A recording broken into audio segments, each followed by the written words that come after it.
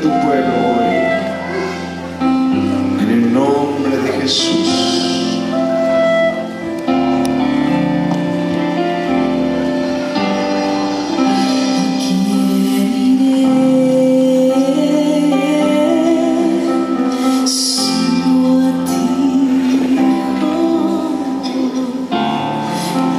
Gloria a Dios.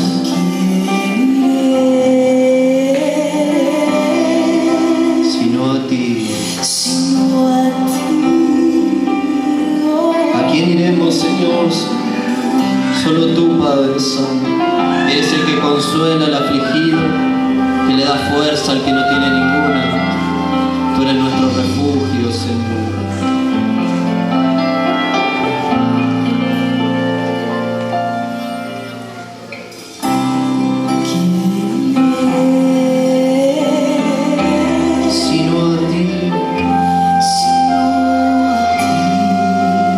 Ven, Espíritu Santo, abraza a tus hijos. Vamos a orar. Dale fuerzas. A ti venimos, Señor, a ti. Enséñanos esa fe. Elévanos, Señor.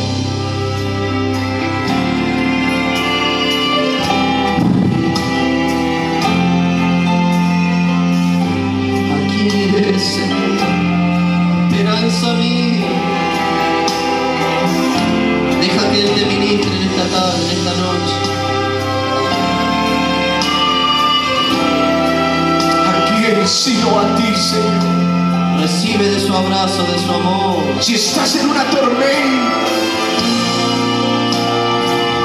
si todo está oscuro, díselo, ¿a quién iré? Tus palabras son sino a ti, Señor. Tus palabras son espíritu y vida, esperanza mía. ¿A quién iré? ¿A quién iré? ¿A quién iré?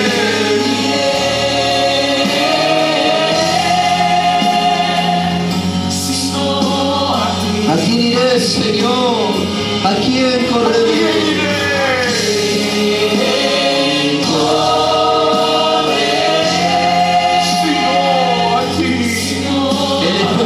Eres tu fortaleza, ven a Jesús, ven a Él. Señor, ¿a quién correríamos cuando viene la aflicción? ¿A quién acudiríamos? Él es amor, Él está para recibirte con su gracia, con su amor. Él es el que te va a levantar, el que te va a llevar por sendas de justicia, por amor de su nombre. Él es el que te va a consolar en la dificultad, en la angustia. Tus palabras son de vida eterna. Tus palabras son esperanza. Tus palabras son vida, espíritu y vida. Esperanza mía. Esperanza mía. ¿A quién iré? ¿A quién iré? ¿A quién iré? ¿A quién iré, Señor? ¿A quién correré?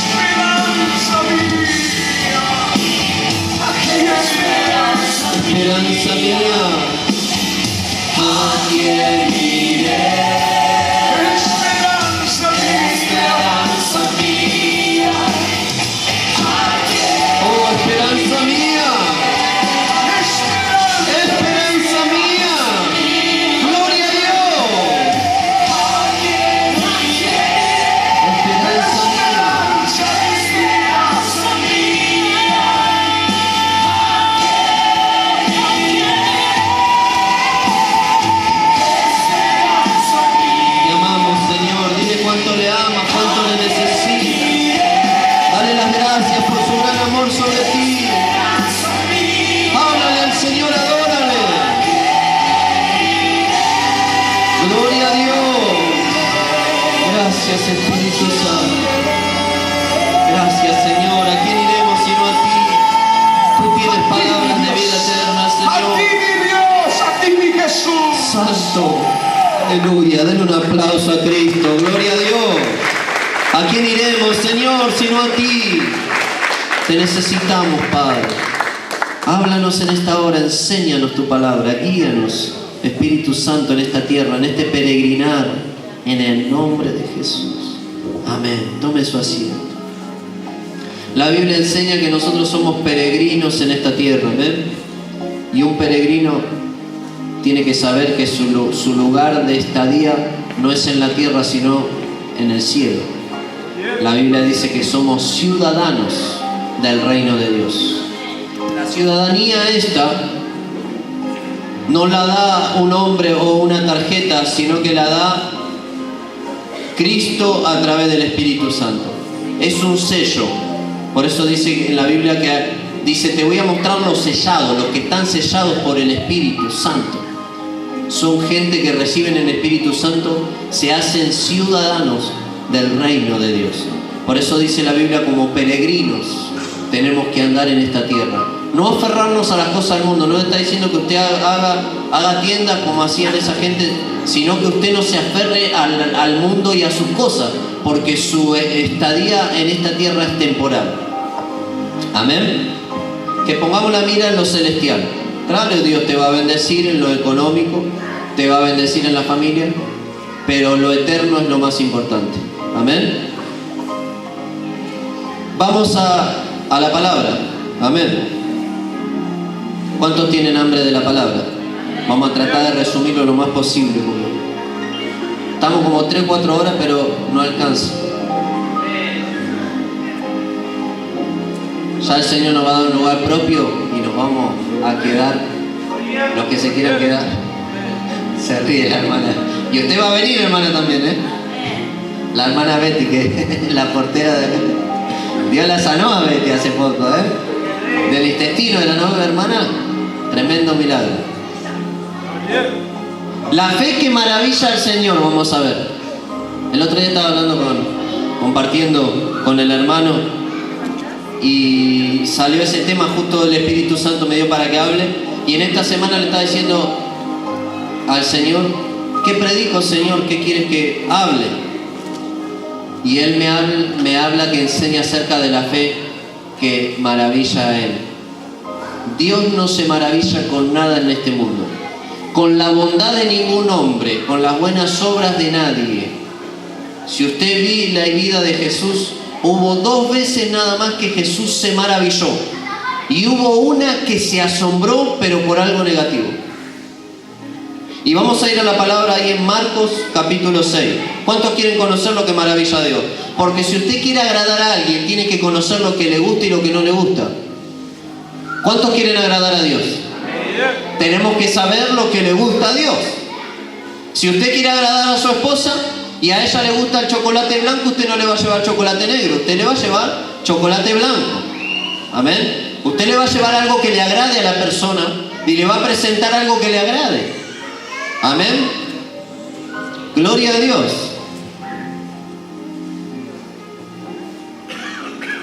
Capítulo 6, versículo 1. Salió Jesús de allí y vino a su tierra, y le seguían sus discípulos. Jesús se crió, Él nació en Belén de Judea, como decía la palabra que el Mesías iba a nacer en Belén de Judea, pero Él se crió en Nazaret, ¿sí? Toda la gente lo conocía en Nazaret. Ahí Él creció con José María, aprendió el oficio de José, que era carpintero, ¿sí? Y llegado el día de reposo, esto es el día sábado, pero en realidad el sábado nuestro no es el día sábado judío. El día sábado judío, que ellos le llaman el sábado, comienza en nuestros viernes a la tarde, viernes a las 6 de la tarde aproximadamente, cuando el sol se está yendo, empieza otro día, así se cuentan los días en el calendario judío, y termina el sábado a las 6 de la tarde. Eso es el sábado, ¿sí? Ellos contaban. Por eso en la Biblia dicen la hora novena, la hora tercera. Nosotros tenemos un calendario diferente, tenemos un calendario romano, pero en realidad el calendario que Dios le dio al pueblo de Israel es otro. Y dice que un día del Sabbat, un día de reposo, ¿sí? Que Dios mandó a que repose la gente. De donde, dice, la gente decía, comenzó a enseñar en la sinagoga y muchos oyéndole se admiraban, dice, y decían, ¿de dónde tiene estas cosas? ¿Y qué sabiduría es esta que le es dada? Y estos milagros que por sus manos son hechos. O sea, la gente estaba asombrada porque Jesús hizo esto. Jesús se crió, se sujetó a sus padres. El Evangelio de Lucas dice que hasta los 12 años habla solamente que él en un momento se quedó en el templo y los padres lo buscaron, o sea, José y María lo buscaron y fueron y le hablaron a Jesús. Dice, ¿por qué nos has hecho esto? Y le dijo, ¿no saben que en los asuntos de mis padres me es necesario estar? Él, siendo niño, le habló a los rabinos de ese tiempo y quedaron asombrados de la sabiduría que tenía siendo niño. Pero dice que él creció en sabiduría y en favor con Dios y con los hombres. Y de ahí ya no habla más de que hasta los 30 años que Jesús comienza su ministerio, donde él aparece en el Evangelio cuando se bautiza, que va y Juan el Bautista los bautiza a Cristo. Y él le dice, no me bautice. Y Jesús le dijo, deja para que cumplamos toda justicia. En otras palabras le dijo, deja porque yo quiero ser ejemplo. Que el bautismo es cuando uno tiene conciencia. A los 30 años se bautizó Jesús y empezó su ministerio. Y dice que después del bautismo, el Espíritu lo impulsó al desierto para ser tentado por el diablo. Salió victorioso Jesús de esa tentación y de esa batalla. Pero dice que Satanás lo dejó por un tiempo a Jesús. ¿Sí? ¿Qué les quiero decir con esto? Que toda esa gente, cuando Jesús estaba en el anonimato, ¿qué es el anonimato? Jesús se guardó, Jesús se sujetó y dijo, mi tiempo todavía no ha llegado para manifestar al Padre en este mundo. Para manifestar la salvación, el camino, la verdad y la vida, mi tiempo todavía no ha llegado. Él se sujetó a la voluntad del Padre a los 30 años, recién él se manifestó al mundo, a las personas, como lo que realmente es. Escuche, la gente estaba con Dios encarnado ahí, pero no sabía. Jesús estaba trabajando carpintero. ¿Y cómo lo sabe usted, pastor, si eso no lo relata? Porque la Biblia no relata el tiempo que Jesús tuvo en el anonimato, sino que relata el tiempo. Pero acá podemos ver una parte donde le dice, la gente habla de él, se asombra de los milagros de la palabra y dice, ¿no es este el carpintero? Jesús, carpintero, hijo de María, hermano de Jacobo, de José y de Judas. Escuche, 3 hermanos y le estamos contando a Jesús. Así que María dejó de ser virgen. Y de Simón, 4 hermanos tenía. ¿Y no están aquí también con nosotros sus hermanas? Así que María tuvo relaciones con José, su esposo, y tuvieron un montón de hijos. Más de 7 seguro. Ahí ya contamos 4 y después tenía hermanas. Mas Jesús les decía, no hay profeta sin honra, sino en su propia tierra y entre sus parientes y en su casa. Ahí nadie te va a honrar. Usted no busque honra entre los parientes porque no la va a encontrar. Y no pudo hacer allí ningún milagro, salvo que sanó unos pocos enfermos, poniendo sobre ellos las manos. Y estaba asombrado. ¿Quién estaba asombrado? Jesús. De la incredulidad de ellos. Y recorría las aldeas alrededor enseñando. Hay algo que Jesús se asombró de la incredulidad. También se asombró de la incredulidad. Porque lo conocían. Cuando usted se familiariza con un hijo de Dios, usted generalmente no recibe. Por eso Dios manda a otra gente que usted no conozca para ministrarle a veces. Rara vez la familia se convierte a través de sino que Dios envía a otro de otro lado.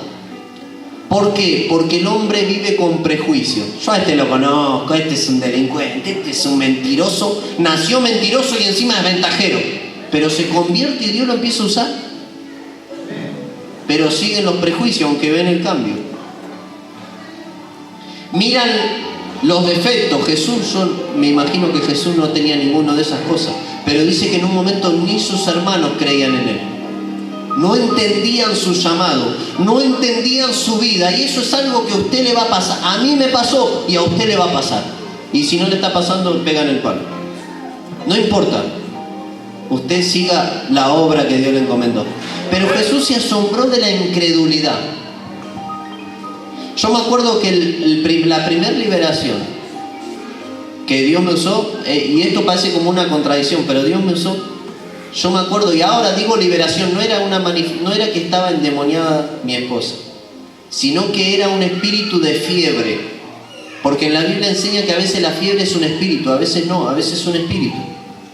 Y yo me acuerdo, yo recién nacía del espíritu. Mire cómo el Señor te va encaminando y te va guiando. Y estoy por salir a trabajar y mi esposa me dice, tengo mucho dolor de cabeza, se me parte la cabeza. Entonces yo le dije, ¿necesitas que te compre algo? Me dijo, no, anda que vas a llegar tarde. Yo me voy yendo, porque yo digo, ¿qué quiere que haga? O sea, yo no entendía, no conocía lo sobrenatural. Conocía a Dios, me había empezado a tener una relación con Dios, pero no sabía que Dios me podía usar, nadie me lo dijo, no lo había ni siquiera leído quizá, no creía que Dios me podía usar, no sé. Entonces agarro el picaporte, y cuando estoy abriendo el picaporte para irme, la voz del Espíritu, en ese tiempo yo digo, una voz me dijo, pero sé que es el Espíritu, me dijo, anda y orá. Y yo fui sin saber, ¿y sabe qué dije? Fiebre te vas en el nombre de Jesús. Y me fui. Cuando vuelvo del trabajo, porque yo hacía reparto de comida, y vengo después del mediodía y después tenía que volver a la tarde. Vuelvo y viene y me abraza y me dice, ¿sabes que apenas dijiste eso se me fue todo? Son pequeñas cosas que Dios te va marcando en lo que Él te va a usar. Pero mire, Dios me usó ahí, pero en otras ocasiones te van a perseguir los mismos de tu casa. ¡Yujú! Entonces Jesús dijo, no hay profeta sin honra. Si Jesús, que es perfecto, recibió también incredulidad de su familia o de la gente que se crió con Él, porque todos, yo me imagino que alguno tenía que hacer un mueble, iba y decía, Jesús, ¿me hace este mueble? Ya lo conocía, pero Jesús todavía no se manifestaba. Él decía, mi tiempo no ha llegado. Dios actúa por tiempo. Decí conmigo, Dios actúa por tiempo. Hay veces que Dios está preparando algo, preparando a alguien para manifestarlo después. Amén. No sé si me está entendiendo. Pero acá dice que se asombró de la incredulidad. Yo le quiero hablar de la fe, de lo que lo maravilla a Dios. Pero Dios me llevó primero a esta palabra. ¿Qué es lo que lo maravilla a Dios? Si la incredulidad lo asombra y le molesta, la fe, pero la fe en niveles más altos hace que Dios se maraville. ¿Cuántos quieren crecer en la fe? Para agradar cada vez más a Dios. Porque Dios es glorificado con la fe. A Dios le agrada, dice que uno tiene que creer que Él existe y que es galardonador de los que le creen. Dios recompensa a los que le creen. Vamos a ir al libro de Mateo. Amén. Mateo, ahora le digo el capítulo. Capítulo 15, versículo 21 en adelante. Libro de Mateo, capítulo 15, 21 en adelante. La fe que persiste, la fe que no se detiene, a Dios le agrada. A Dios le agrada que uno insista y sea persistente, porque uno puede mover el corazón de Dios, y aunque Dios se mueva por tiempo, Dios a través de la fe puede hacer excepciones. No sé si lo entienden. Pero quiero decirle que algunos dicen, no es el tiempo, no importa, yo voy a seguir clamando y pidiendo y declarando, importunando el cielo, y aunque no sea el tiempo, yo lo declaro y lo atraigo a mí, y Dios, puedo mover el corazón de Dios a través de la fe que insiste. Amén. Es una fe que insiste. Dice, saliendo Jesús de allí, se fue a la región de Tiro y de Sidón, y he aquí una mujer cananea que había salido de aquella región, clamaba diciendo: Señor, Hijo de David, ten misericordia de mí. Mi hija es gravemente atormentada por un demonio. Pero Jesús no le respondió palabra, dice. Entonces, acercándose a sus discípulos, le rogaron diciendo: despídela, pues da voces tras nosotros. Hoy en día hay alguien que pide algo. ¿Qué hace nuestro orgullo? ¿Qué me importa? Está bien, me estoy muriendo, pero si no me atiende, ¿qué me importa? No, esta mujer no le importó nada. Era tanta la necesidad y la fe que ella tenía que Jesús la podía hacer, que le insistió tanto que hasta los discípulos le dijeron: Maestro, viene gritando de hace como 1 kilómetro, vamos a decir, por decir. Viene gritando y nos sigue, aunque sea de decirle algo. ¿Cuánto van a tener una fe así? Alguno dice: Señor, sáname. Y el Señor no le dice nada. Bueno, entonces no es tu voluntad. ¿Qué no es tu voluntad? Insista, insista, insista. Amén.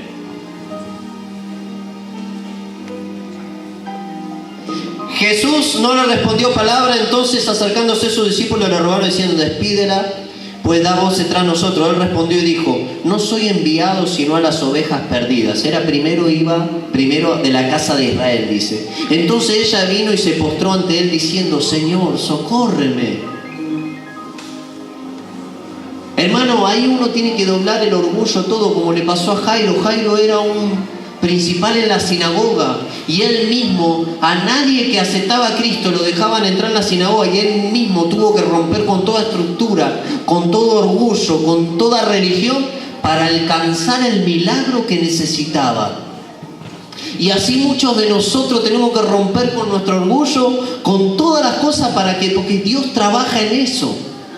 Tenemos que saber que es lo contrario que dice la nueva era. La nueva era dice que tú tienes el poder, que tú tienes todo y que tú todo lo puedes. Pero la Biblia me dice que yo lo necesito a Él y que separado de Él nada puedo hacer. Amén. Y ella dijo: sí, Señor. Jesús le dijo: no está bien tomar el pan de los hijos. Escuche, el pan representa la liberación, la sanidad y todo. El pan de Dios. Por eso dice: Padre nuestro que estás en los cielos, dame el pan nuestro para cada día. Cuando usted pide el pan, no solo está hablando del pan que usted come en su cuerpo natural, sino el pan espiritual, que es la liberación, es la palabra, es la sanidad. Amén. Y echarlo a los perrillos. No solo Jesús no le respondía, sino que la trató de perrillo. Imagínense. ¿Cuántos de nosotros cuando vamos a ver, qué me importa? Encima que todavía me trata de perro encima. Pero ella no se ofendió. Ella entendió que tenía que seguir clamando.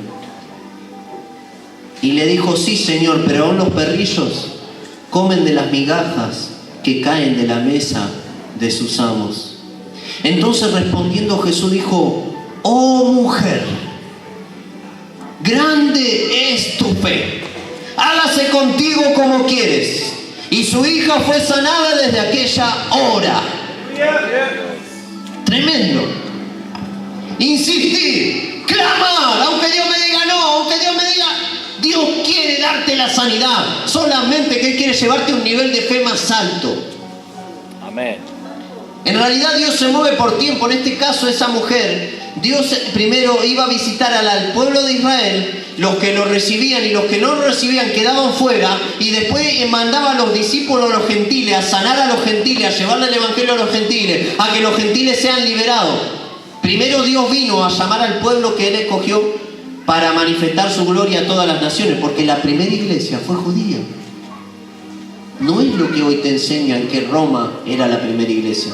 La primera iglesia nació en Jerusalén. Amén. Y Dios, a través de esos judíos, llevó el evangelio. Después se convirtieron gentiles y esos gentiles llevaron el evangelio más lejos. Y así funciona, se va extendiendo el reino. ¿Está entendiendo? Los gentiles se le hablaba a la gente que eran de una nación que no eran judíos ni israelitas. Esos somos los gentiles. Pero también la Biblia enseña que el judío no es judío de afuera, sino de lo interior. Si uno nace del Espíritu, es como que uno empieza a amar a ese pueblo. Más allá de que hay gente que habla mal de ese pueblo, la Biblia dice: bendecid a Israel y oren por la paz de Israel. Amén. Porque Jesús fue judío. El Hijo de Dios fue judío. Dios eligió un judío para que sea su hijo. Él venía del Padre y se encarnó y usó a María, un vientre judío, para que Jesús nazca, el Hijo de Dios. Amén. Así que hay gente que hoy habla mal del pueblo de Israel. Están locos. Hugo Chávez dijo: maldigo a Israel desde mis vísceras. ¿Sabe dónde le salió un cáncer? En las vísceras. Maldecir no es un juego. Maldecir a un hijo de Dios, maldecir al pueblo de Dios no es un juego.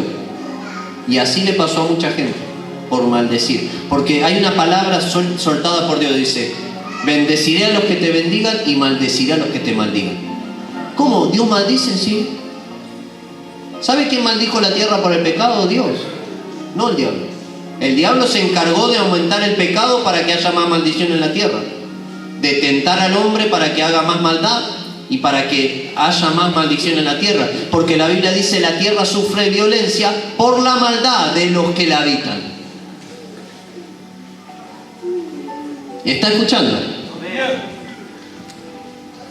Vamos a ir a San Lucas, capítulo 7. O en otra ocasión que Jesús se maravilló. Y dos personas, me asombran, que dos personas que no eran del pueblo. No eran del pueblo. Era una cananea y era un centurión romano. Son las dos personas que Jesús se maravilló por su fe. Por su fe. ¿Está escuchando? Lucas, capítulo 7. Estoy adelantando la palabra, tratando de resumir lo más posible. Capítulo 7. Perdón, algo está mal ahí. Está bien. Se juntó a Jesús los fariseos y algunos de los escribas, y que habían venido de Jerusalén, los cuales, viendo a algunos de sus discípulos de Jesús comer pan, ¿hay algo que está mal acá? Anoté mal. Está bien, no importa, vamos a seguir leyendo ahí. Hasta el 10. Y volviendo de la plaza, dice: si no se lavan de comer y otras muchas cosas, toman para guardar, dice. En el versículo 4, como los lavamientos de los vasos de beber y de los jarros, y los utensilios de metal y de los lechos. Le preguntaron pues los fariseos y los escribas: ¿por qué tus discípulos no andan conforme a la tradición de los ancianos? Esto es, ¿por qué se hacen? Esto no estaba en la palabra, hermano, pero se hacen tradiciones. Cuando una iglesia empieza a poner tradiciones, se hacen religiosos más que espirituales. Y esto le pasó a los israelitas. Empezaron a poner tradiciones por encima de los mandamientos de Dios. Entonces dice: respondiendo él dijo: hipócritas, bien profetizó de vosotros Isaías, como está escrito: este pueblo de labios me honra, mas su corazón está lejos de mí, pues en vano me honran, enseñando como doctrinas mandamientos de hombres. Porque dejando el mandamiento de Dios, os aferráis a las tradiciones de los hombres y los lavamientos de los jarros y de los vasos de beber, y hacéis otras muchas cosas semejantes. Le decía también: bien invalidáis el mandamiento de Dios para guardar vuestra tradición. Amén. Pero acá estaba hablando del centurión. Del 7 del 1 al 10, del versículo 7 en adelante. Ponga el 6, hermana, a ver. Versículo 6. Está bien. Los judíos mismos, porque vino un centurión a Jesús a pedirle un milagro. Y los judíos mismos, como él era un centurión que ayudaba al pueblo y edificó una sinagoga, los mismos judíos le decían: él es digno que le hagas esto, que lo ayudes en esta área, porque él nos edificó una sinagoga, dice. Porque ama nuestra nación y nos edificó una sinagoga. Y Jesús fue con ellos, pero cuando ya no estaba lejos de la casa, el centurión envió a él unos amigos diciéndole: Señor, no te molestes, pues no soy digno de que entres bajo mi techo. Por lo que ni aún me tuve por digno de venir a ti, pero di la palabra y mi siervo será sano. Porque también yo soy hombre puesto bajo autoridad y tengo soldados bajo mis órdenes. Y digo a este ve y va, y al otro ven y viene, y a mi siervo hace esto y lo hace. Acá está hablando dos verdades espirituales, que cuando uno no está dispuesto a someterse a las autoridades delegadas de Dios, tampoco puede manejarse en autoridad. Y acá Él está explicando esto, y Jesús se maravilla, porque usa cosas que nosotros vivimos diariamente para enseñar cómo se mueve el mundo espiritual. Ni aun los demonios se pasan por arriba. Por eso la Biblia dice principados y potestades, huestes espirituales de maldad en las regiones celestes. Los demonios tienen autoridades delegadas, y por eso dice hay un principado, y a ese principado se sujeta a esa región.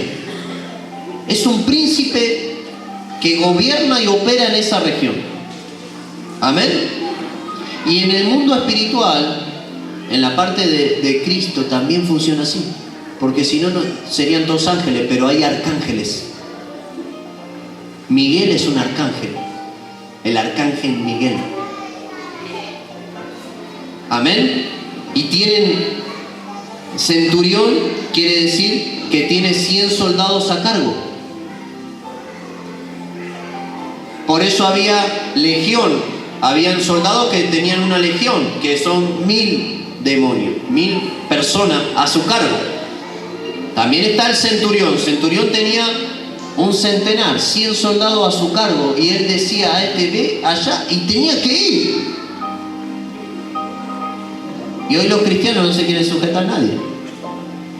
¿Cuántos dicen amén? Al oír esto, Jesús se maravilló de él, y volviéndose dijo a la gente que le seguía: os digo que ni aún en Israel he hallado tanta fe. ¿Qué hizo Jesús? Se maravilló. La fe. Dice que los primeros textos que leímos en Marcos, dice que Jesús sanó a algunos y les tuvo que imponer las manos para que sean sanos, y eran pocos. Y se asombró de la incredulidad de los de Nazaret, porque supuestamente, entre comillas, lo conocían. ¿No están acá sus hermanos? ¿De dónde viene este? ¿Quién es? No sabían que era el Hijo de Dios y que el Padre estaba en él para hacer grandes maravillas. En Capernaum él se cansó de hacer milagros porque la gente estaba expectativa. Se corren rumores. Este sana, le da vista a los ciegos, resucita a un muerto, echa fuera demonios, y la gente empezaba a testificar. Y la gente, cuando se enteraba que Jesús venía, se agolpaban todos, teniendo esa fe de que iban a ser sanos, y esa fe los conectaba con el poder de Dios. Así funciona. La fe te conecta con el poder de Dios. La palabra te da fe y autoridad. ¿Está escuchando? La palabra, si tú la crees y viene de parte de Dios, del Espíritu, te empodera. El Señor me dijo: y aquí os doy potestad de hollar serpiente y escorpión, y sobre toda fuerza del enemigo, y nada os dañará. Si usted no lo cree, métase con cualquier demonio, usted va a salir golpeado. Y si no anda caminando con Dios, tampoco. ¿Está escuchando? Jesús se maravilló y dijo: ni aún en Israel he hallado tanta fe. Y al regresar a casa, los que habían sido enviados hallaron sano al siervo que había estado enfermo.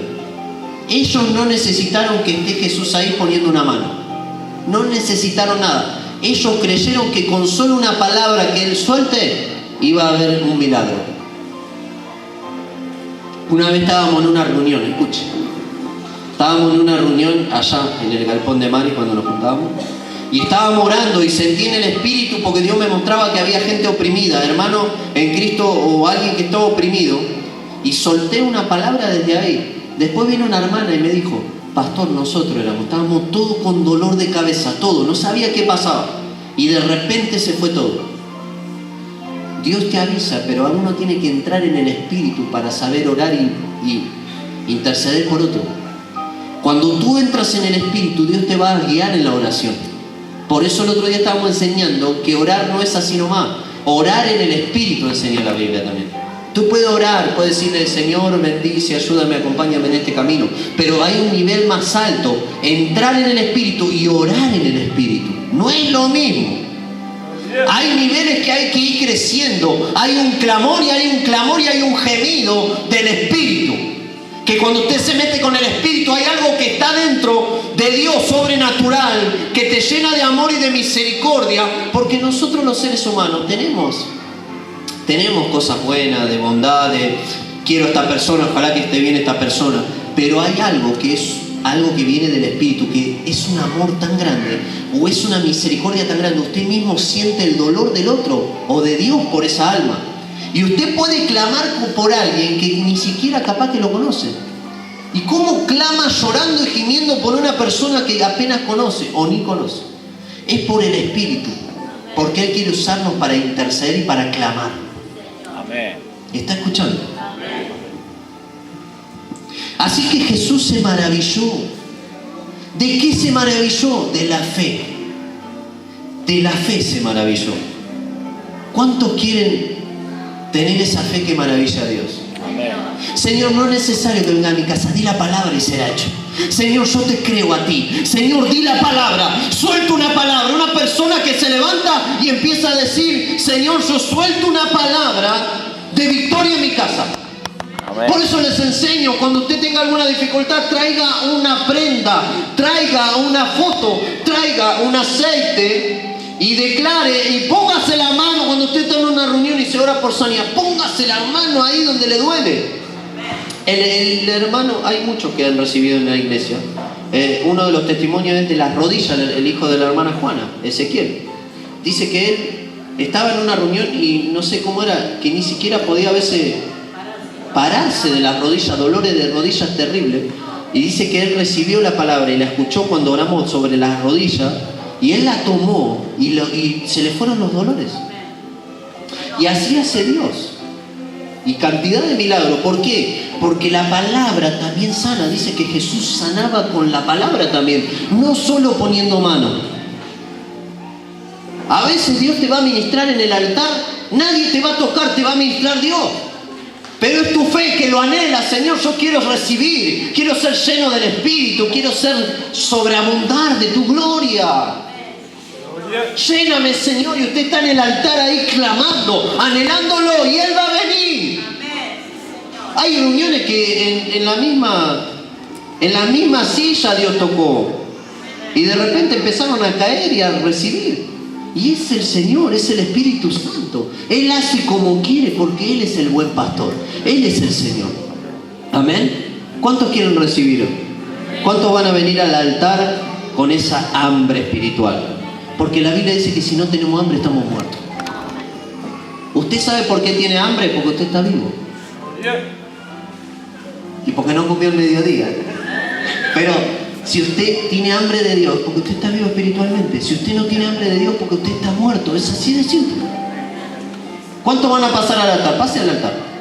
Vamos a orar. Tenemos 15 minutos. Mira. Pase al altar, vamos a orar. Gloria a Dios. Póngame esa la misma, hermano, la misma de hoy que cantamos.